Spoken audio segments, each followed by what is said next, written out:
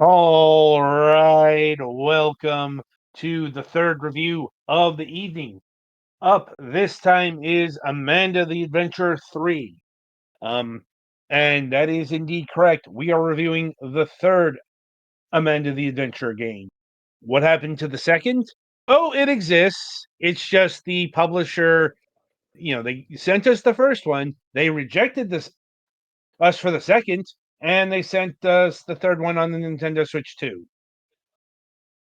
Truly, This they game, move in this game mysterious. does have a recap tape in the full version. Penny's playing the demo for reasons. the stream, but the demo is pretty much a quick recap of some key scenes from the first two games. Right. And this is being billed as the end of the epic trilogy. And since, once again, it's a Nintendo Switch 2 game, Golux was impressed into this because he's the only one who has a Nintendo Switch 2. Currently, yes. Well, somehow, over the course of the game that we didn't get to play, we went from fucking around in the attic to with junk in the attic to solve puzzles for a haunted videotape to full Resident Evil sneaking into a secretive evil science labs stuff. Yeah, we literally went from a riff on Dora the Explorer to what the fuck to what the fuck. Well, the riff on Dora the Explorer is still... The first game was still, like, the videos were that, but you were still a person outside of that. And there was some lore, even in the first game, about how shit got that way, and about the fact that the reason that the tape is evil, or at least supernatural, is because there's, like, probably a kid's soul trapped in it. But between the first game and this one, there have been introductions of monsters in the real world and more detail about the company that did the shit. This game took a kind of a long time to download for me, and I'm bad at conveyance in first-person things. So I was fucking around in this opening office segment for way longer than the approximately 30 seconds it takes, if you know what you're doing. Petty is making much better time than I did. He only got distracted once by the banana. I like banana. Everyone should get their daily amount of potassium. So I only made it to, like, part way through the second actual tape. But yeah, you're still, like, the actual puzzle stuff is still consists of putting a tape into a TV, playing it, and then at certain points in the tape, you have to pause it and do something in the real world that corresponds to what the things in the tape were talking about. And the mechanics are still essentially point and click. Since we are on the Switch 2, and Petty, you're on the PC, so you can confirm that the cursor does not move on the screen. It's locked in the center, and it's driving you to absolute insanity. Yeah, I was hoping this fucking thing had Switch 2 mouse mode for controls, but it does not. As with the other versions, the cursor is locked to the center of the screen, and the only way to aim it is by moving the camera.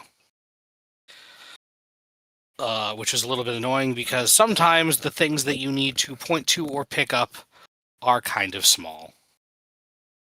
Like, my first two times around the table, I didn't even see the card that you need to pick up. I barely even saw it. If it wasn't for the fact the cursor changed on it, I actually looked into it, said access card, I probably wouldn't have even noticed. Yeah. And you pretty much look around and can, like, kneel or crouch. So yeah, in this one you are actually mostly in the evil lab and supporting facilities as you're playing around with the haunted tapes, and they are giving you like clues about interacting with stuff in those environments. There is a very evil seeming but actually helpful clown as a it actually literally tells you how there's a helpline that you can do it that'll give you a hint for your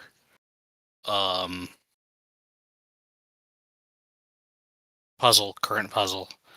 And also, if you put in other numbers that are related, you can get funny responses from it.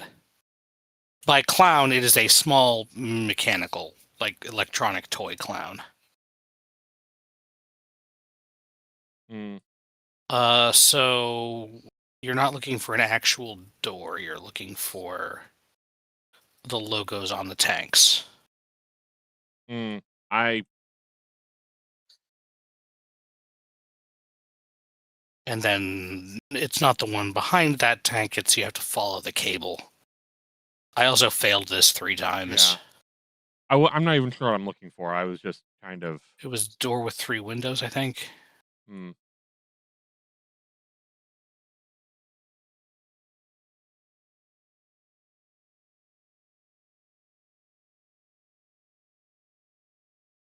Nope, you have to follow the cable from the Right. machine. Anyway, that's what it is. You're running around in the environment trying to figure out how to solve the puzzle. In this one, actually, you can look back at the TV and try to solve the puzzle by clicking on the door and with 3 windows in the puzzle. If you do, you die immediately. I think you are not actually on a timer. You are on... Okay, so you did that one, so go back to the TV. Oh. I don't think you're actually on a timer. You're on a, like, don't fuck up.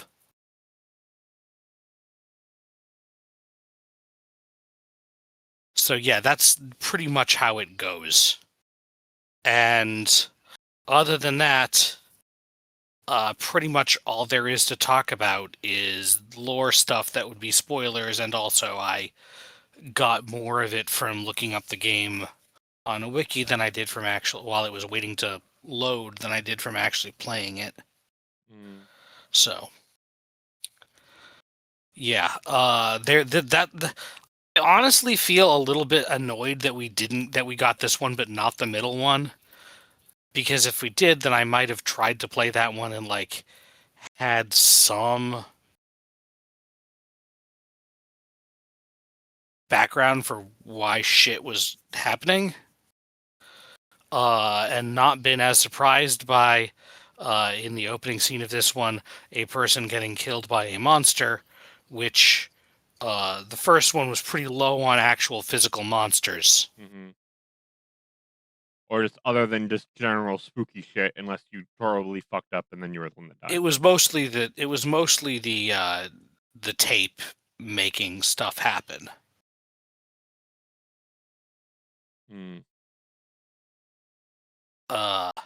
Also, from what I've read, I think they may have. They're saying this one is the end of the trilogy. They may have like changed their mind about some stuff as they went. I can't confirm that, but or maybe it's just intentional to reveal more things aren't the way that they looked like they are. But it's stuff that I generally know that if I hadn't played the first one, and at least looked up a pretty comprehensive summary of the second one, playing this one, I would not have known what was going on. So even though this has a summary thing, I really can only recommend playing these games like in order. Mm-hmm. And that's if you're into analog horror stuff. Also, the secret tapes in the first one mostly involved real people, like actual video footage. Mm-hmm. And then in this one and the one before, there's a lot more of actual people as 3D models in the game world, which this is to a large extent a limit of the process of animation and or budget to build an actual set. Mm. Because if they wanted to do real people in some of the scenes, they would have had to build actual, like, sets, which would be hard. So yeah, it was a little bit jarring. And yeah, it's mostly, like, aside from doing Resident Evil exploring a lab shit, and again, it's not like you ever have an actual gun. It's just Resident Evil is what I think of when I think of, oh, the building has a secret evil lab and there's a cult involved.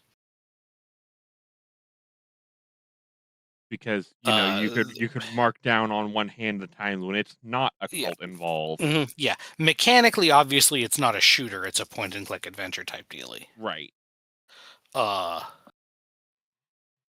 But that's what I mean when I say that it's going all Resident Evil on stuff. Also, conveying the opening credits through fucking jump scares as you walk through the sewers is a choice. I mean, they're not really jump scares, but they're like spooky. It cuts to it and spooky stuff happens. Anyway. Yeah, I thought that was you'd already, when I got to that part, I thought I was already down in the sewer. But no, you were just watching the monster, I guess.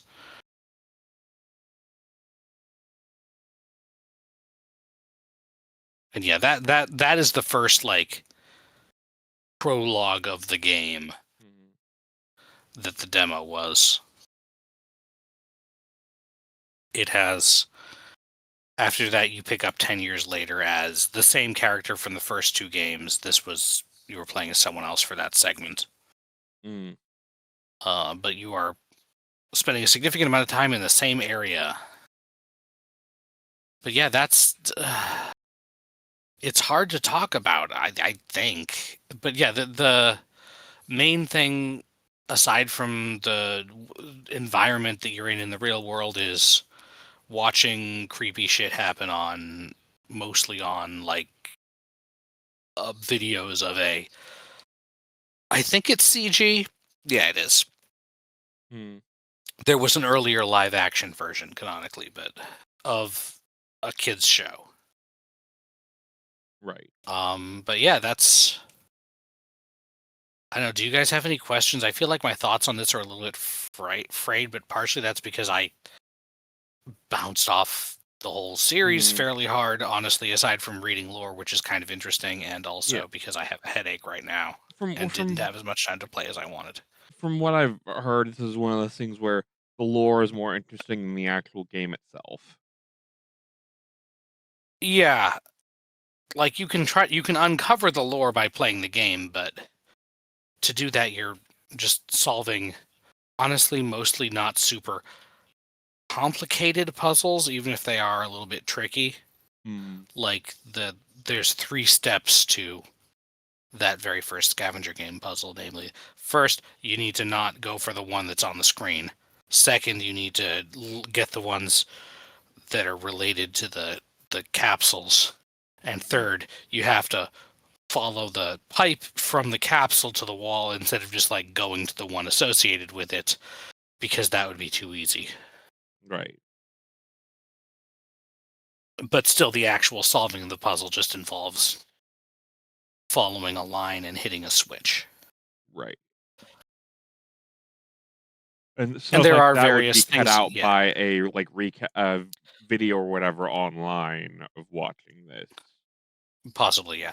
Yeah, there were various Easter eggs that you can get by...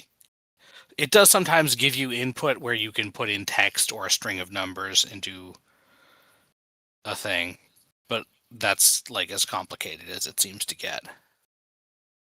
So yeah, that's pretty much what I got.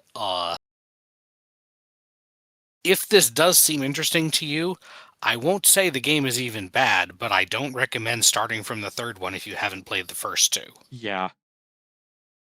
and it's fine on the Switch too. But I don't think there were any particular advantages to it over any other platform. And like from what I've seen of the like lore and stuff, even if you're not gonna actually like play it, just grab it on sale to support the devs and go watch the video. Possibly, yeah. Speaking of which, Adam, how much are they charging for this? $10. Yeah, that sounds fine for the kind of game it is. Mm-hmm. It's not like expensive. It's just, and shouldn't be. It's just, yeah. I really don't recommend starting with the third one because it's It's the third one. yes, they have. It's the third one, and they are direct. They're not just like, oh, hey, it's another incident involving the thing. They are direct linear sequels involving the same characters Yeah, I and was gonna say, progressing to learn more about the mystery that's going on. it's the linear sequel. It's not like Final Fantasy where you can jump in wherever.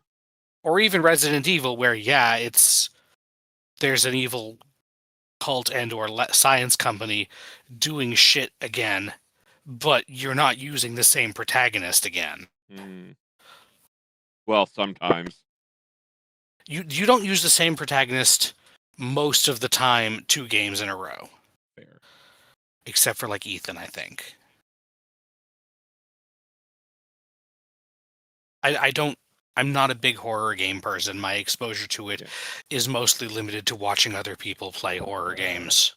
And like I would say this is horror game adjacent enough that someone who's not the biggest fan of horror could probably enjoy it. Oh no, yeah, no, I don't recommend this if you don't like horror games because the whole point is like analog horror except it's like 1 degree removed because it's in the game, it's analog horror. Yeah. But it's at least less, ooga booga booga loud jump scares. At least the first one was pretty psych horror, not just like scary monster There's jump a little scare. bit of jump scary stuff later on in the first one.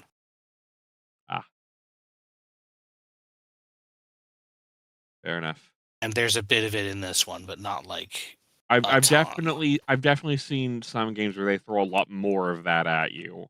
Yeah, no, they prefer to just like have it quickly cut to something disturbing happening for a brief period of time or not that brief, than just have the screen float in a guy, but there are a few jump scare type things.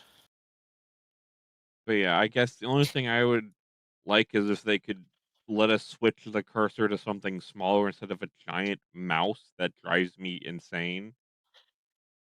See, I had a problem where it was sometimes a little bit too transparent, so I couldn't tell that it changed shape over certain light color objects.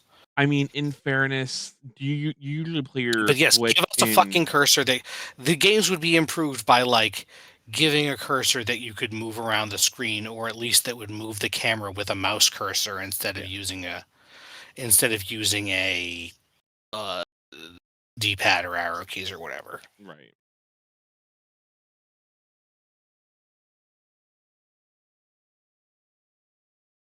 Alrighty then. Is that it? All right then. Mm-hmm. All right.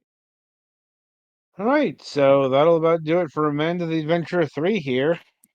Be sure to tune in after the break as we review the New Zealand story Untold Adventure.